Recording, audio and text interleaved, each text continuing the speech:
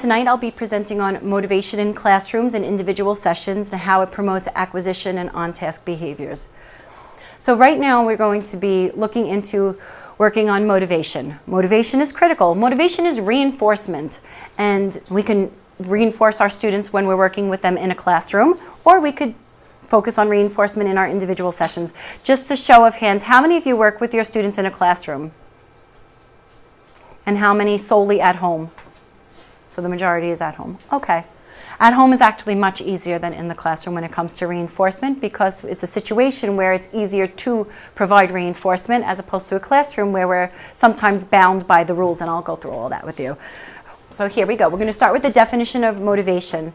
A general desire or willingness of someone to do something. The reason or reasons one has for acting or behaving in a particular way. And I put like the why. Why are they why we want them to be motivated, we want them to be reinforced by what we do, and what is it that's going to make them become motivated to respond to us, be willing to do something. So first and foremost, how do we know what our students like? So I put this together just keeping in mind of those of us that start new cases. And it's not always so easy to know. Some parents expect that you walk in with a bag of toys, and others say, oh, I have my own toys in the house, you can use that. And some say, oh, he loves all these foods. But I would always recommend you speak with the parent first. Of course, speak with the BCBA, because some of us do run preference assessments and we know exactly what the student really likes. Speak with current teachers in the classroom. So for those of you that are going into classrooms, you could definitely consult with the teacher, and the teacher might say, oh, he really loves the block area. That's something that could be motivational to do with him. Speak with related service providers, and I put OTs in parentheses because I really think that occupational therapists have a good sense of the child's sensory needs and the stimulation that they're seeking, and ways that we could provide proper stimulation to the child in a much more functional way, as opposed to them just seeking out exhibiting self-stimulatory behaviors and seeking out different types of sensations. So for those of us that have the good fortune of working with occupational therapists that are willing to put together what's called a sensory diet for us, we're very fortunate, and you should definitely take that into consideration. And then of course other paras on your team. So if you're working collaboratively with other paras, collaborate, shoot each other a text, make a phone call. What does Johnny like? Johnny likes when I'm with him. He always likes when I read him a particular book. Oh, but I don't have that book. Well, why don't you try a different one? And you could really just get some good information that way. Definitely direct observation, which is something I recommend you do. For those of you that are going into a school especially, give yourself an opportunity just to observe the child, to see what they gravitate to. Does he always love the kitchen area? Would he always prefer to be by the sand table? And then of course conducting a preference assessment or a reinforcer inventory, which I'll go through explicitly. Preference assessment is a way for you to determine what the child wants. There's many different types of preference assessments. You know, I gave you a couple of samples in the presentation, so you could really just choose what you think is best. Sometimes it's easy to conduct a preference assessment. Just pull out a piece of paper. You could write things down, what the mom says he likes, all Barney songs, or the mother says he loves, anything that he could chew on. So you really could write that information down. It's a relatively brief procedure. It's many different forms, and it's ever changing. So if you think that you've discovered what your student likes, make sure you reconduct your preference assessment again. A week from now, a month from now, you'll know when you need to increase your motivation. So the purpose, what's the real purpose of a reinforcer inventory or a preference assessment? Many individuals with developmental disabilities are not able to indicate their preferences. This we know. For those of us that work with the nonverbal population, they're not coming to us and saying, I really like cookies, or I rather have the truck. We need to figure it out. So what we do is we present these stimuli, these reinforcers to the child to determine if they are actually reinforcing. So things that are reinforcing or rewarding to one child might not be rewarding to another child. I remember years ago when I first started doing ABA, and the company I worked for had us take a test. And one of the questions on the test was, is an M&M a reinforcer? I thought to myself, I suppose it could be a reinforcer. It's delicious. Everyone likes M&Ms. But it wasn't the case. It was the wrong answer. An M&M is not necessarily a reinforcer to all children. Some children don't eat solid foods, so they would not know what an M&M is. So an M&M would not be something that would be reinforcing to that particular child. So for example, one thing might be rewarding to one child and not to another child. I personally feel that most children like bubbles. Except one day when I take my bubble out and I blow bubbles to one of my students and he went like this. He was swatting at them because for whatever reason, the stimulation that it caused was so aversive to him. I said, oh, not a good idea. He really does not like bubbles. Although I thought, oh, gee, every kid's going to like a bubble, but not this particular boy. So I knew I will not be using bubbles as a reinforcer. So preference assessment helps us to really be able to identify the favorite things that we could use in between our discrete trial presentation. So just a quick review of the discrete trial. You present your SD to the child, whatever it is, stand up, the child stands up, you deliver your reinforcer. How do you know it's reinforcing? Because you conducted your preference assessment already. You have a bin of reinforcing items or a bag of reinforcing items. So for me, I like to keep things very organized. What I have in the trunk of my car, I open up my hatch and I have bags and bags and bags of toys. And every time I go to a different case, I start rummaging through and I say, oh yes, I know that he likes my musical piggy bank, and he also loves these 2 books, and I know that he might like something new that I have, and I'll bring it in my bag. So I'm setting up my reinforcement for him. I'm bringing my bag of reinforcers because I really want to be able to increase his level of motivation. And one thing I want to impart to you is I personally like to be the reinforcer. I want the child to see me and think, there's the nice lady with the great toys, or there's the lady that always blows bubbles for me, or bounces me on her lap, or throws me up in the air. So there's so many different types of reinforcement that we could use. I don't want to walk in a house and have a child run in the opposite direction, crying because here's the not nice lady that comes and places all these demands, and it's not really worth it. Yeah, piggy bank or no piggy bank, I don't want to do it. I'd rather be doing what I was doing before because you keep putting too many demands on me. So that's something definitely to keep in mind. Have really good reinforcement. Bring a bag of toys. You never know. So this was something that I saw that I thought would be a resource for some of our nonverbal kids. Setting up some kind of a picture system to see what the child likes. So if they are able to cognitively understand what each and every one of these things, like, oh, that's a can of Play-Doh, and that's a Slinky, that's a lolly, they would be able to then say, cookie, that's what I want the cookie. So they would, using nonverbal communication skills, they point to the cookie as their reinforcer. And if you're doing this, please have a cookie. Don't put it out if you don't have it, because it's not nice. You have a little boy that's asking for a cookie, and then you're like, could you pick the lollipop? That's the one I have. So you really want to have yourself prepared ahead of time. It happens. I have a student that's learning to use something called a Proloquo. And the Proloquo is an augmentative communication device. He is a nonverbal child, and I'm not the speech and language pathologist. So the speech and language pathologist decided that we would put all of these different reinforcers. So the goal of teaching him to use the Proloquo from a behavioral perspective is he should he should think, if I press this button, I'm going to get. I press the button, I get my jiggly rubbery ball. I press the button and I get a cookie. I press the button and I get a cracker. But all these things are things that I don't have or never will have, or the mother doesn't even want him to have, are on the device. So my student figures out, I'm going to ask for a lollipop. I want a lollipop. So I yell, could you give me a lollipop? No, we had 4 lollipops already today. So I'm like, oh, here I have a child that is new to a Prolo Quo, spontaneously requesting, he knows what he wants, and guess what? I can't reinforce him. So I said, can we take it off? No, just tell him no. Tell him not now. I'm like, I don't want to do that. I don't want to tell him no. I think of it like when a child first starts to speak, and I remember my daughter asking for a cookie. And I even have pictures of this. She said, I want a cookie. Cookie. I gave her a cookie. She dipped it in her milk and she ate it. She said, cookie. I gave her another cookie. She was just speaking at the time. She dipped it, she licked it, she dropped it in the cup of milk. Cookie. I gave her another cookie. I wanted to see how long, because there was my opportunity to motivate her, to reinforce her and reward her for using spoken language.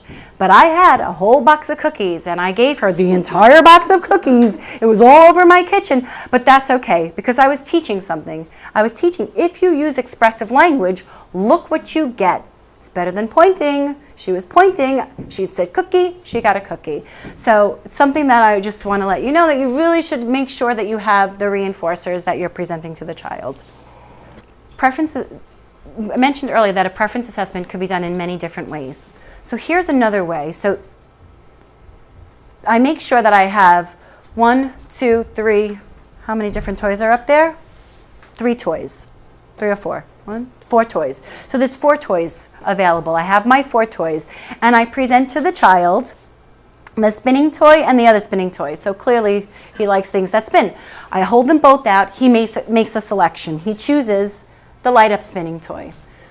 So I said, okay, maybe that's his highly desired item, and I put it on the side. Take out another 2 toys. That's like one of those watery squeezy things, another sensory toy, and the spinner. He doesn't choose the spinner again.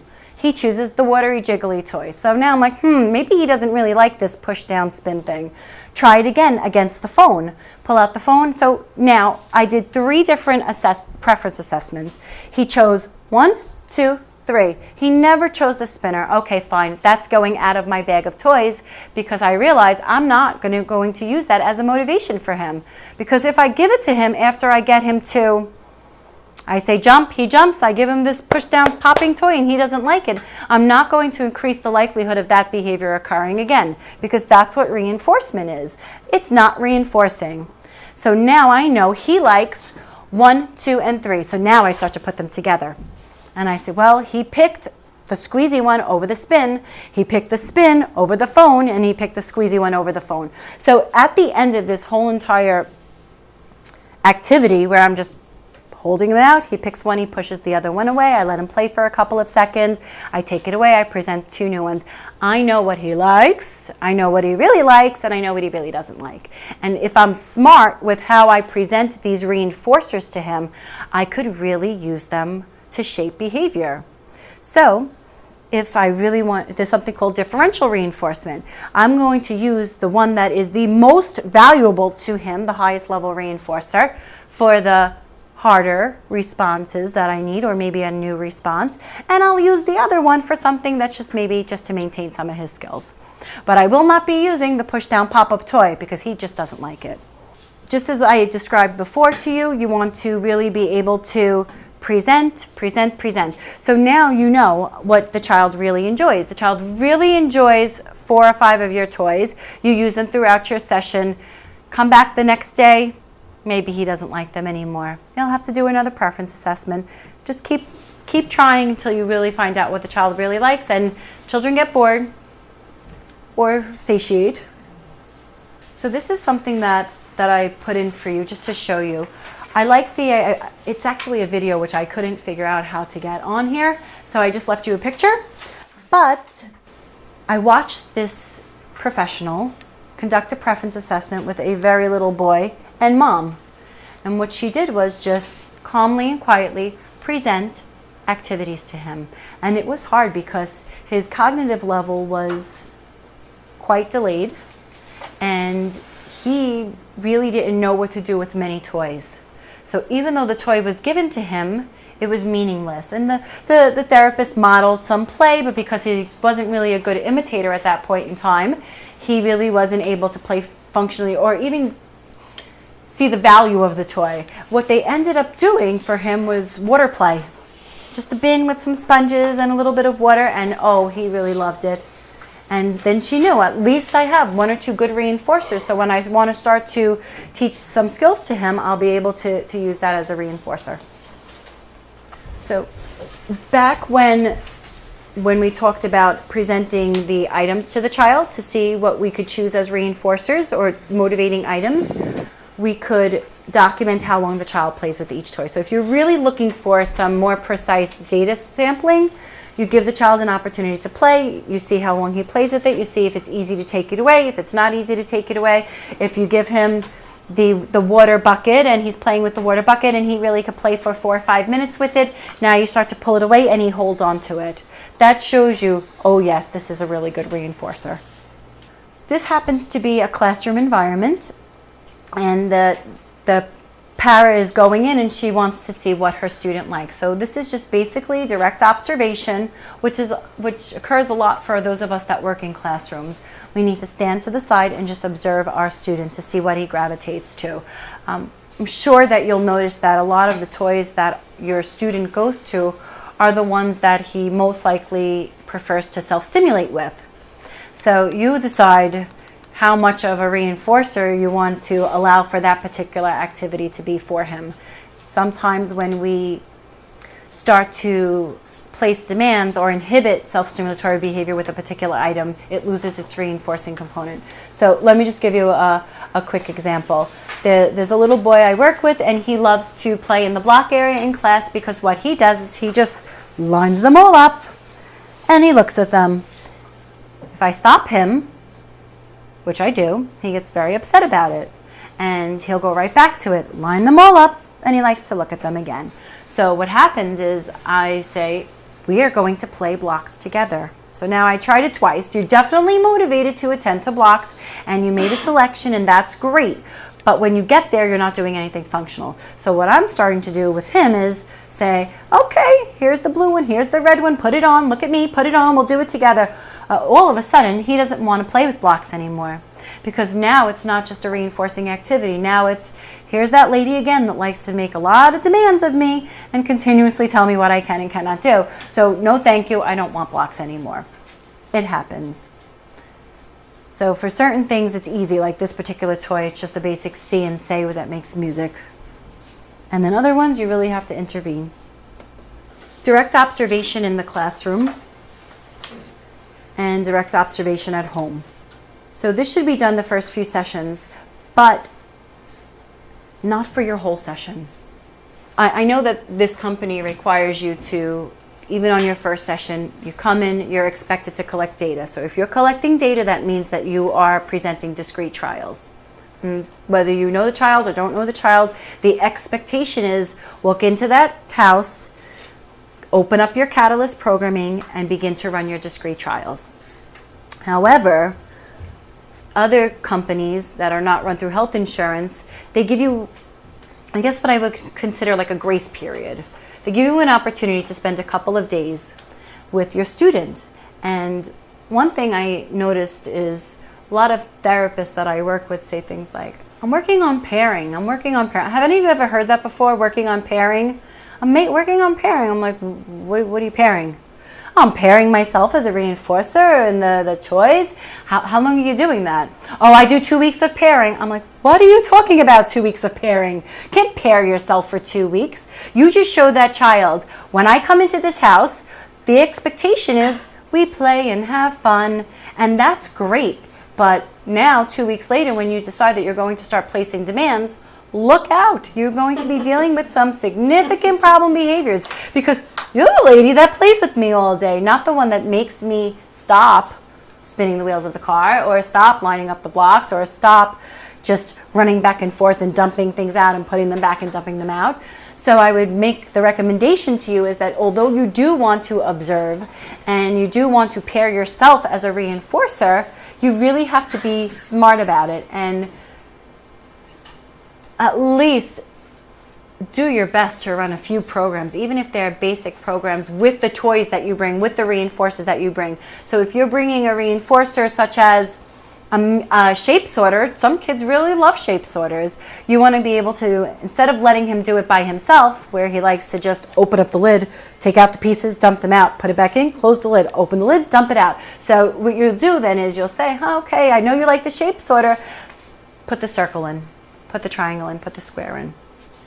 So I found this picture. I thought it was a really nice way to show how to do a simple preference assessment with they're calling it a DynaVox, but it's really not. A DynaVox is, I think he has the DynaVox over here. And just it shows you like two cells. And what you could do is you can present the child with their augmentative communication device and see what they activate. So one thing I put into the presentation was about potty training, because it's something that I work on with so many of my students. I don't know if any of you are also working on toilet training or potty training with your students, but motivation plays a key role. And just thinking about how I toilet train my own children, or how I've seen my relatives toilet train their children, everyone takes a different approach. Sticker charts, candy in the bathroom, everyone is different. But one thing I noticed is there's such a high level of reinforcement for success when we begin toilet training. And it makes perfect sense. Everything is about motivation. Why is the child going to use a toilet as opposed to a diaper? Diaper's a lot easier. Diaper's what they know. But now we want to say, you can't do this anymore. You're going to stop and you're going to make in the toilet. But it's meaningless to the child unless I pair it with the reinforcer. If you sit on the toilet bowl, look what you get. If you are successful on the toilet bowl, look what you get. You're going to get a good reinforcer. So during potty training, when the boy uses the toilet, he gets to play with his favorite toy. The toy is motivating. The child sits on the toilet using the toy. And every family is different. I've seen cases where the parent says, let the child sit on the toilet bowl with the iPad for as long as he wants until I get a success. And then other ones say, oh, he could hold a book, or I'll always read him a story. I know that's something that I chose to do with my first child. I wanted him to sit long enough to actually catch it, and I would read books while he was on the toilet bowl. It was just a way of rewarding him and using motivation to shape his behavior. So this is just a cute little picture of how there's the potty seat with all of his favorite things. It's his bear, it's his dolly, it's on a white rug. I don't know who would do that, but that's not smart. But there you go. They put the blocks out for him, so they put the child on the potty that way. A delayed reinforcement system or a motivational system, sticker charts and potty chart. So at the end of the chart, if you have X amount of stickers, you get to have a reward. This is a very, very delayed reinforcement system. I would say it's better if you're looking just to sustain toilet training as opposed to teach toilet training. If you're going to teach the child to be successful on the toilet bowl, you really want to have high levels of reinforcement, and you want to be able to pair that one-on-one reinforcer with a success, as opposed to, wow, you went to the bathroom, you're getting a sticker. So this is just a visual motivational chart for a child that I would say is already somewhat successful, or at least understands what a sticker chart means. If you go onto this website, you could print out what I thought would be pretty easy to use preference assessments. And it's something that back in the day when I used to write program books on paper, there was always a reinforcer inventory in the front of the child's book that you could reference. So I would print out one of these, conduct a preference assessment for March 1st, keep it in the book. The next therapist goes in, sees the preference assessment there. 2 weeks later, new preference assessment, stick it in the front of the book. Child now doesn't really like gummy candies anymore. He would much rather have pretzels. So you could use that. I wanted to spend a little bit of time on motivation in a classroom or in a school. So a few of you said that you were working in a school. I know that, those of you that work with me, we have some of our students in a typical universal pre-K. And when it comes to working in a school, you really have to abide by the rules of the classroom. Although we try to manipulate the situation to our advantage as often as we can, we do know that we don't want to break the rules of the classroom. So in the classroom, we need to think about what's happening now, what's happening in the room. We want to catch the child when they're being good. And I put in parentheses behavior-specific praise because it's very important that we're always telling our student the good thing that they are doing. So if they have their hands quiet, your hands are so quiet, or you were the first one to stand up, or anything like that. You want to always tell them what it is that we saw them doing, and we want to praise them for it. Expect excellence, set high but realistic goals. High but realistic, very, very important. Our goal could just be in the beginning of the school year that the child, with facilitation, transitions. Even though it's not independent, our goal is that he'll be independent with transitions. But right now, I understand that he's going to need to be prompted to respond correctly to the classroom teacher. Show your enthusiasm and use concrete examples. I'm so happy that you cleaned up. I'm so glad that you shared with your friends. And you want to mix up and vary your reinforcement to the best of your ability in a classroom environment. Use lots of different social praise if that is rewarding to your student. I know that some of us have children that really need primary reinforcers, food reinforcers, and that's hard to do in a classroom. It's just not practical. So we need to try to find other ways to reward them for their good behavior. Have the student be an active participant. So for example, if you are using a sticker chart or a token economy, you want your student to be maybe able to put the token on the token board so the child is an active participant. Provide choices for reinforcement. Give them options if possible. And relating to the students' lives in a functional and appropriate way. So if they're bringing in something for show and tell, you could use that as a reinforcer. It's something that they have from their home that they really like. We want to document improvement. For us, documentation is so critical, not only for insurance purposes and funding, but also to know when we want to make changes. Because sometimes there's minimal improvement, and then other times there's no improvement. So we need to know what it is that we're modifying. So I put be patient, and I put September, because I know a lot of us get new cases in September when the school year starts. And with your new cases, just be patient. Sometimes they really don't like us in the beginning. They just don't.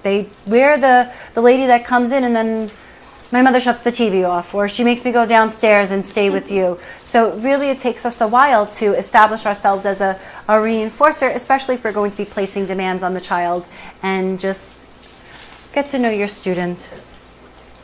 That's why it's always so hard when I get a new case or a new para to the case, and then after one session the mother says to me, oh, he doesn't like her. I don't want her anymore. He doesn't like her. And I say, you have to give things time. You will be patient with you if you're patient with us. And these things take time. So just a quick overview of being in a classroom and or even during your session time at home. You want to use as much behavior-specific praise as possible. Your hands are by your side. You did such a great job with that. You're walking so quietly. And decrease the use of negative commenting. We don't talk in the halls. We don't hit our friends. We don't take their toys. So those are all negative commenting. You want to be able to say to the child, share your toy, or give him the truck, things like that, telling him what he should be doing as opposed to what he should not be doing. Also, if you know your student's strengths, then give it a chance to capitalize on that and focus on the child's strengths. So for example, I put, if James knows his colors, give him a chance to demonstrate that, because then you know you're going to be able to reinforce that child. I put together a program recently for a student. He was my student in the past, his services stopped, and now here they are reinstated. So when I designed the programming for him, I knew I was getting a new para. I knew I hadn't seen him in 3 months. And although I knew where he was at developmentally because I conducted a full assessment and I know the mother very well and she's in the field with me, what happened was I thought to myself, I want to put in programs that I know he will be successful with. So I said, I know he knows his colors and I know he knows his shapes. So I opened up an ABA program for him and I put 5 colors, blue, green, yellow, orange, red. And I explained to the mother, I said, listen, I know he knows his colors, but I'm telling you, I'm putting in colors again. And my rationale behind it was, give the para an opportunity to run discrete trials with something the child already knows. Because if he already knows it, we know we'll be able to reinforce him. So we sat down with him and the para was with me and I said, let me run the trials because he knows me better than you. Watch how he could respond. And I took out my color swatches and I held it up and I said to him, what color is it? He said, blue. And I delivered a reinforcer. What color is it? Yellow. Deliver a reinforcer. So the mother was like, he knows that already. He knows his colors. He knows his shapes. I'm like, I know he does. But he doesn't know Tiffany. And Tiffany, the para, is going to really be able to be the person that comes in, although she's placing a demand on him. Her demand is not so high that he's not going to gain access to reinforcement. So I said, well, this is a brilliant idea. I'll do this for all my cases. But unfortunately, you can't because some of our students don't have enough of a skill base to pull from. And also, insurance doesn't like to see you start your program at 100%. So that's something to be mindful of. Living and learning. But it really worked well for him and for his para because his para was able to come in and run discrete trials and run discrete trials on shapes and run discrete trials on action pictures because they were already in his repertoire of skills. And there was the lady that comes in and asks me to do things, but I know this and I'm going to get all the good toys. So it worked out pretty well for him. We want our goals to be realistic. We have to follow the goals that are on the student's IEP, but actually for us it's the treatment plan that you'll be using. So some of us have students that also get special education services, and I do look at their IEP as well. And we want to focus on skills that are obtainable. One of the things that I had to do in the recent past was have something called a peer review. And the peer review was me speaking to someone that was saying, I don't think he needs this particular amount of hours. The mandate is too high. And I had to say, but he needs it. But it's too much. But he needs it. So I had to explain why he needed it. And one thing that was said to me was, he's not obtaining the goals that you wrote. I said, of course not. I mean, he's very involved, young man, and these are things that we're working on for such a long time already. It's critical parts of his development, and we're trying. And he said, but you're not obtaining those goals. And it had a light bulb came over my head, and I thought to myself, a lot of times when I see goals written, the expectation is too high. So John will independently follow a 2-step command. But first, he has to follow a 1-step command. But first, he has to follow commands with prompting. So I want to really be able to design programming that is really going to lead that child to a level of success. And if that means taking it down to a place where I have to fully facilitate him, then that's what I'm going to do. Again, you don't see the video. I saw the video. It was really nice. She was very excited about presenting information to her students. But just when you're doing an activity with your student, you really want to have a high level of energy. A lot of them are young, and they love to see your affect change, and smiling and throwing them up in the air and bouncing them on your lap if you could do that, or just swinging them in a circle, just being enthusiastic about your lesson and not always having it be just discrete trial demands, discrete trials, and stopping them from doing things that they love. So back to reinforcement, of course. We want to be able to mix up our reinforcers. You want to vary your reinforcers, primary reinforcers, secondary reinforcers, sensory-based reinforcement.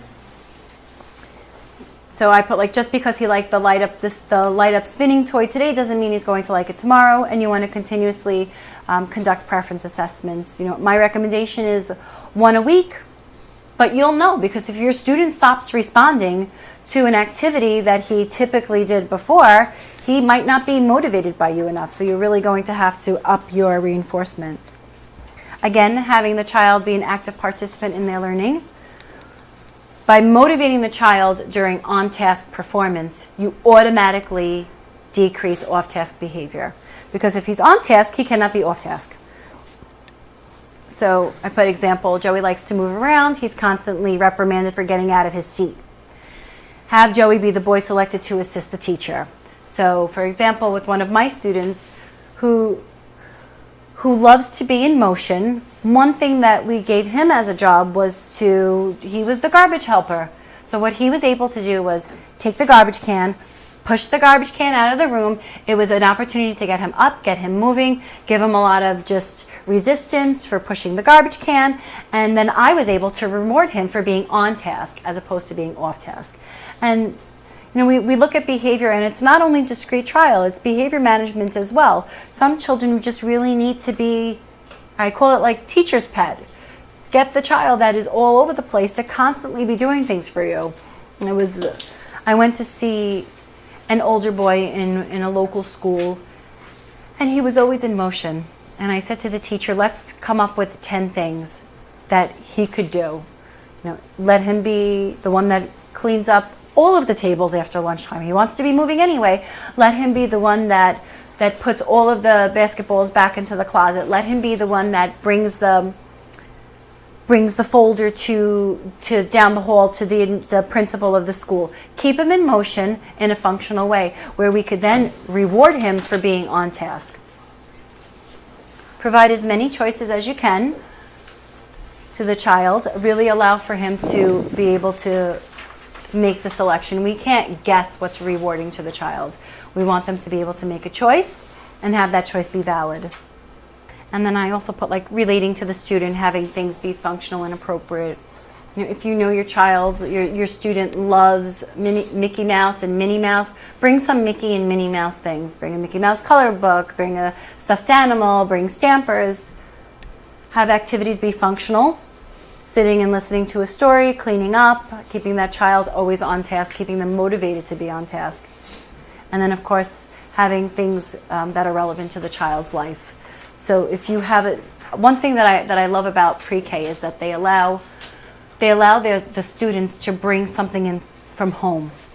And then the child has an opportunity, even whether they're very verbal or not so verbal, to give some information about the item that they bring in. So even if they're bringing in their Mickey Mouse for the day, they're able to hold up Mickey Mouse and say Mickey Mouse. And it's an opportunity to kind of pull together that whatever foundation they have, and having their motivation be rewarding to them, of course, and functional. Documentation. So documenting improvement. You know, one thing that we're always so diligent about when we're looking for particular behavioral interventions is to document whether or not it's working or not working. And the data gives us so much information. It's really, it's so telling. You know, we could look to see if we always start off, of course, with our baseline. And we baseline the child at us. I put over here, like maybe Anthony only, we're working on toilet training. So Anthony had only 5 toileting accidents this week. Last week he had 8. Although 5 accidents in 1 week is pretty substantial, last week was 8. So there was minimal improvement, but there is improvement, and that means that our intervention or our treatment plan is working. So I put maybe Jack needed to be redirected 10 times during the week. Last week was 15 times. This is important information for us. And then, of course, I added tell your BCBA behaviors you would like to have as part of the catalyst. BCBAs know that we recognize that you're spending the majority of the time with our students. And the expectation is that you really know them better than we do. So we hope that you could Let us know if things are working, if things are not working. It's more than just data sometimes. Sometimes we're looking at a data path and it's so inconsistent, but the para says, oh, but you weren't in the house that day, Lana. I had 4 siblings running in and out and in and out, so you would expect there to be a decrease in performance that day. So that's why we trust your observations and your information that you give us. I put this part together because I thought that it's a good way for us to motivate the child and to get the family involved. So one thing I put that it's great to get the parents involved to the best of their ability when it comes to just sending their children into a school-like environment. Children can bring notes from home saying that they did something special. A lot of schools do that. It's a great way to motivate your child for good behavior. Children can be prepared.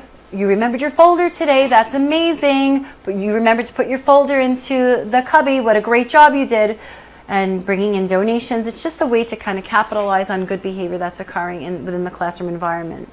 And then you could also reward your parents for being active participants.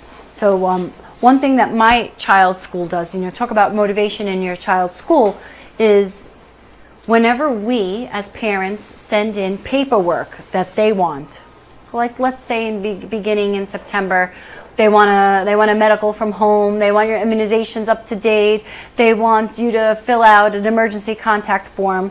So it comes home the first day, and some parents fill it out right away, some parents don't fill it out right away. I fill it out right away, and the next day my daughter comes home with what's called a dress down card, a dress down slip. And she says, Mom, guess what? I got a dress down card because you filled out the paperwork. So it's the way that the school rewards the parents for being on top of paperwork. Like a very simple thing, but look at how happy, I was like, I know this. I'm like, oh, you're the second. I already had my son in this school. I know that someone's getting something if I cover all the books on time. Like I covered all the books, and then my daughter gets to have a sneaker day, or I send in all the paperwork and she gets a dress down day, or she gets to, pick a book from the library. Like little things, it motivates the child by our behavior. Rewarding positive behavior in the home. Be very, very careful with this. So, one thing you want to do is you want to make sure that you're not bringing any food into the house that the child shouldn't have. So that's one thing I ask parents to do. I say things like, please don't buy the toys that I have, or please don't, if I have a student that really relies heavily on primary reinforcement, please don't feed him right before I come. So he will be a little bit hungry and I can have my reinforcer be more potent for him. And, of course, always being smiley and friendly, and, we're working with children, so we want to always be as happy as we can when we're with them. And this is something that I recently added to this PowerPoint because I find it is so difficult to do. Help parents to set up the home before you get there. Some things I have asked the parents before, like please don't feed him 45 cookies before I get there. I want to be able to use the cookies as a reinforcer, or please don't shut the television off the second I walk in the door. And it's happened to me 100 times. I walk in there like, Miss Lana's here, click. And what happens? I have a miserable child that is screaming because he's the bad lady that comes and makes the TV go away. I say, give me 5 minutes. If you know I'm coming, and I'll even text them, be there in 5 minutes, shut the TV off, and I hope that they listen. The same thing about now, children don't watch as much television, but they do have an iPad or an iPhone, and it's the same kind of concept. He has the iPad. iPad is so rewarding. He's maybe got off the bus at 3:30. From 3:30 to 4 o'clock, he's on the iPad. He's watching whatever YouTube video of trains run back and forth that he loves so much. And then it's, Miss Lana's here. And they pull the iPad out of his hand. And I have a screaming child, and she's like, he really doesn't like you. I'm like, he likes me if I would hold the iPad. But these are ways that we can kind of set up the environment to have our reinforcers be more reinforcing, because we can't compete with iPad and we can't compete with television. So we have to really do our best to have at least a small amount of time prior to us coming in. Be as patient as you can with your student. They have a learned history of behavior, and what that basically means is our students do things for a very, very long time before we have gotten to them. So, if I have a little student, one of my little guys loves to look at doors opening and closing. And he's been doing this month after month after month. Now I come in and mom says, "Oh, I'm so glad you're here, Lana," as our behavior analyst, because he will spend all day long, and I mean all day, opening and closing and watching the door close, opening it up, watching it close again. And I said, "Really? And you let him do this?" "I have to let him do it, because if I don't, then he's going to be upset and tantrum." So what we have is a learned history of behavior, behaviors and habits that have been rewarded long before we get to our students. And these things don't change in a minute. They take a long time for us to really modify them. And think about what we're up against. We're up against months of reinforcement, sometimes years of reinforcement. You know, he always eats his food with his iPad. He won't even eat unless the iPad is on. Now, I could fix that. I could change it. However, it's not going to change right away. I'll do the best I can. And so here, like Joshua eats with his fingers, it's going to take time to get him to use a spoon. We can't go in and penalize him. If he's been eating with his fingers, if that's the way he's been eating for all this time, we have to give him an opportunity to learn to use the spoon, and it's going to be effortful for him, and we are going to reinforce him. But finger feeding is just the easier way, and that's why he did it first. I put a little bit about behavior. Nafi hits to get attention. It takes time to get him to use his words and also understand that hitting is not going to get him attention. So if we have a history of behavior where every time I hit, I get someone's attention, which is very typical in the classroom environment. Child hits and it's, "Nafi, what did you do? Why did you hit? Come over here, tell me what happened." So there's a ton of reward behind a particular behavior. And definitely use your data sampling to give you information about this. You know, it helps. It's going to help reinforce us as clinicians. When we see a decrease in a problem behavior, we're rewarded to continue on with the intervention. One of the things that I've been asked to do over the years that I've been a behavior analyst is to go into schools. And usually when I'm going into school, it's already at crisis mode. Like, it's never like, "Hey, come into our school and see how well Johnny's doing." It's, "Johnny's on the brink of getting thrown out of this school. You need to come in and try to help us."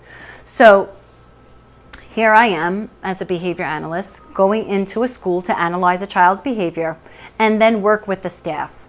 So as a BCBA that goes into local schools, this is a huge obstacle, dealing with already classrooms, motivational systems that are already established, or even just behavioral treatments that are already established within the classroom environment. So many times the classroom rule is the polar opposite of what we believe to be right. I'm going to give you an example. I have a student that's disruptive, and every time he's disruptive, he's asked to leave the classroom. It's very common in a lot of schools because the teacher has to teach a class. So the one student that's disruptive is interfering with her ability to do that. So what does she do? She says, "Go in the hallway, walk around, when you're ready, you come back." So right away I'm like, okay, so now you just rewarded him. He was disruptive, you rewarded him, you let him escape the demands of work. He didn't want to do the worksheet. What did you do? So what did he do? He acted out. Now he got to take a walk around the class, around the hallways. So we need to be upfront and honest with the lead teachers and administration in the most positive and respectful way we know how to do that. This is something I am continuously working on just for myself as a therapist, because I really feel like sometimes I have a little bit of a short temper with this. When I see things that are so grossly inappropriate being done, and my gut is always to just be like, "You can't do this.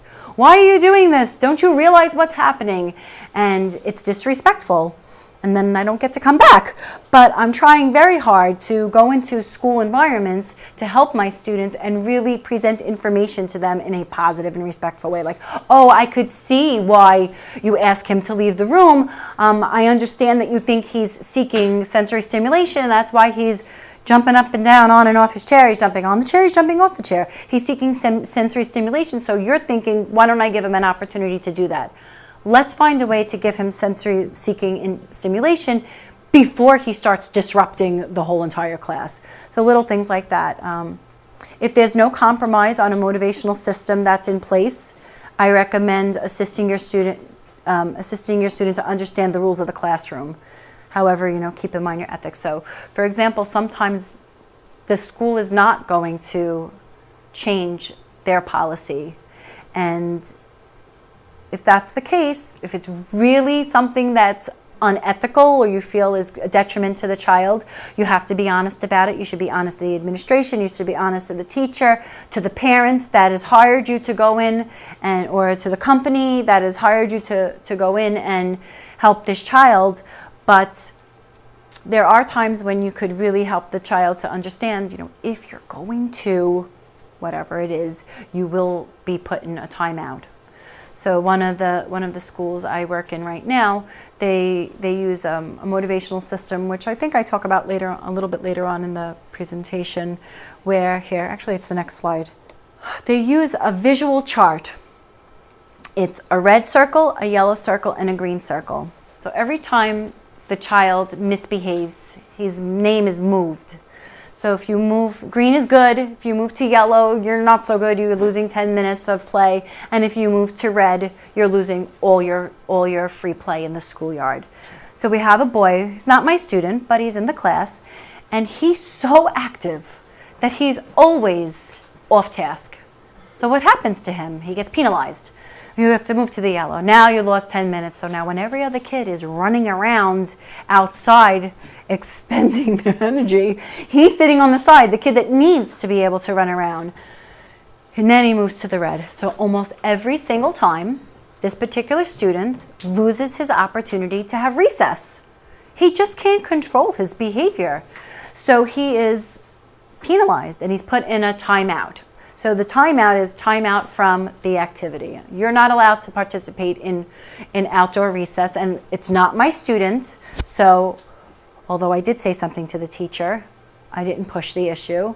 I said things like, well, maybe, he needs a little bit of opportunity to run around. Or I said, really, timeout isn't used for that. Like, I've tried in a nice way, but it's not affecting my student because this system is not an issue for him.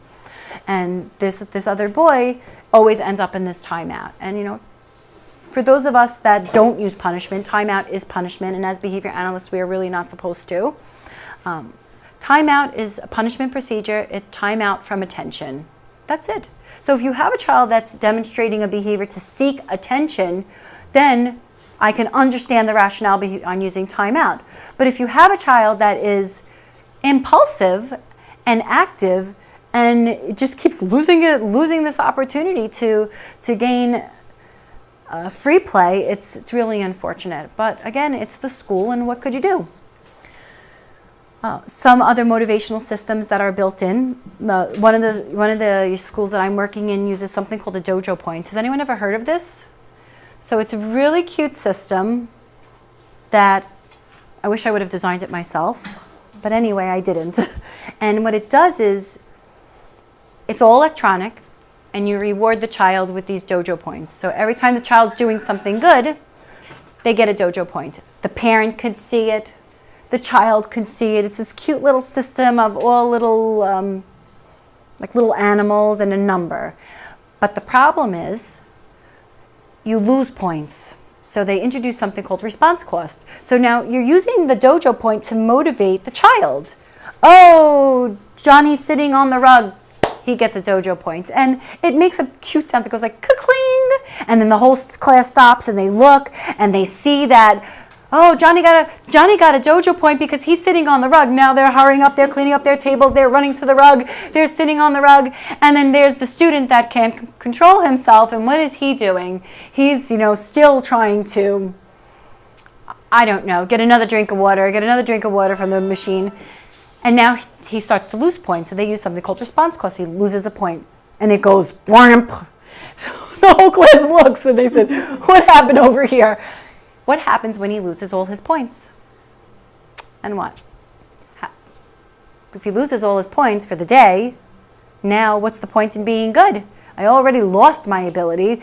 I already got in trouble. I'm losing my recess. I lost all my dojo points. My mother's going to be mad. And then what happens when he goes home? The mother sees the little dojo thing and says to them, oh, why'd you lose the points? And then the teacher gets called. Why did he lose his dojo points? Well, for the 5th time, he hit his friend in the head with the water bottle. And that's, he lost all his dojo points. But these are all different types of classroom motivational systems that are put into place. We sometimes have the flexibility to put in an individual reinforcement system for our students. Want to increase their on-task motivation by using something like a token economy. And I put things like, be careful, because token economies are not always done the right way. One thing you need to know about a token economy is in order for it to be successful, the child has to understand it. That's number one. And the child has to be able to gain access to the reinforcer. So, if we know that there is no way possible that he's going to raise his hand 5 times to get to answer a question because he's continuously calling out, and what we have is a token board for him raising his hand. So every time he raises his hand, he gets a token. But he raises his hands about twice the whole school day. My token board has 5. He's never going to gain access to that reinforcer. So what we need to do is adapt our token economy. So a lot of people just carelessly put a token economy together. You really need to know what you're looking at. So you want to be able to say to yourself, if on average he could raise his hand twice an hour, let's say hypothetical situation, twice an hour, then I'm going to have a token board that it allows him to gain access to a reinforcer after once. He raises his hand 1 time, he's getting the reinforcer. Next time I'm going to see, he raises his hand 2 times, he's going to get the reinforcer. And little by little, you get to that 5 token basis. Immediate tangibles on a fixed ratio. So I put this down just because I did it with one of my students and it was so effective.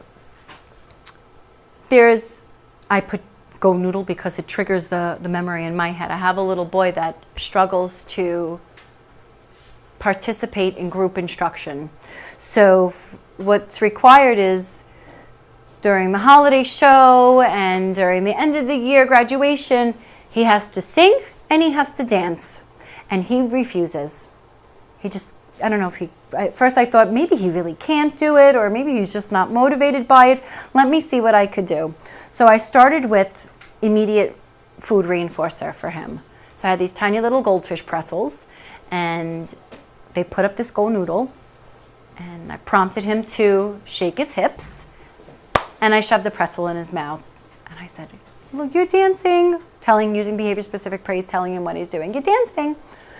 After that, I started to there was a little independent responding, I gave another one. A little independent responding, I gave another one. And with immediate tangible reinforcement, I was able to shape his behavior. I motivated him to do an activity that really had no motivational component at all. Although every other child in his group loved Go Noodle, loved the music, jumped and danced, and they did all these dances together. He stood there.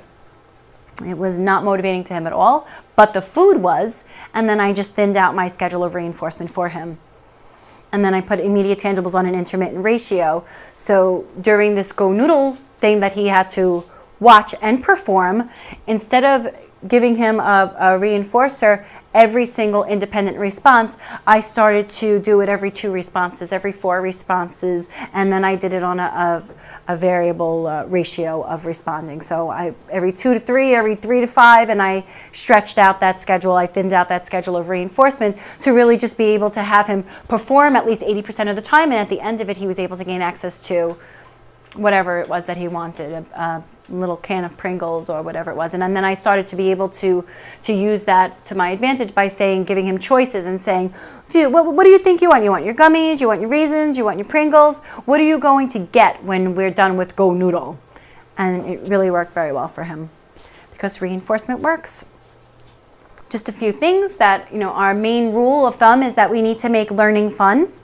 We need to keep our students on task, because if they're on task, then they are not off task. And we want to promote acquisition of skills to be functional and applicable and mastered. So that's very important. Discrete trials take us so far. If we can't step away from the discrete trial and the structured learning environment to have that child apply those skills, then what are we really doing? We need to make sure that the skills that we're teaching are going to be functional for the child. So if I'm working on using a spoon and scooping out the beans and putting it into the bowl and scooping out the beans, what's my purpose here? Is to get this child to be able to really eat with the spoon in a functional way. And then, of course, to a mastered level. Our mastery in this company is 80%. That's what we're looking for. And the catalyst will just let us know. I put together just some additional readings. If anyone's interested, you could take a look. There's some like YouTube footage, which is really interesting. I think this one, yeah. So this was something amazing that I saw, and I want to share it with you. A teacher of a special ed class, very small group of, I would say 9, 10, 11-year-olds would come in every day. And what this teacher did every single day, and still like I get a little bit choked up because no one does this, but it was outstanding to see him do it. He sits in the front of his class and they walk in and they come to him and he says the simplest things. You look good, you smell good, I hope you had a good bus ride on the way here. And then the kid sits down. The next one comes up. I'm happy to see you. And he just, this teacher, he just was able to give so much positive feedback in such a friendly, silly way to these children. It was a 5 or 6, class of I think 6 different kids. And he would just say things like, I like your striped shirt. I think it's great. You know, I wish I had a striped shirt like that. And the kid would go sit down. And then the next one would come up with, pink is your color. You matched your pink bow to your pink shirt. And like little things like that, because you don't realize we are constantly barking demands at our students. Like it's just the way it is. We do it to our own children. I know even when my own children come home from school, it's like, did you eat your lunch? Did you get a lot of homework? Did you behave in school? And I'm constantly just questioning and demanding and demanding and demanding them.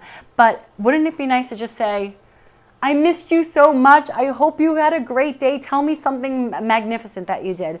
And that's what this teacher did. I thought it was so nice to see that you could really start your morning off with something outstanding. And one thing I recently told a colleague of mine is every single session I start, every time, regardless of whether I'm working with a child on the spectrum or a child that has a language delay, I start with the reinforcer.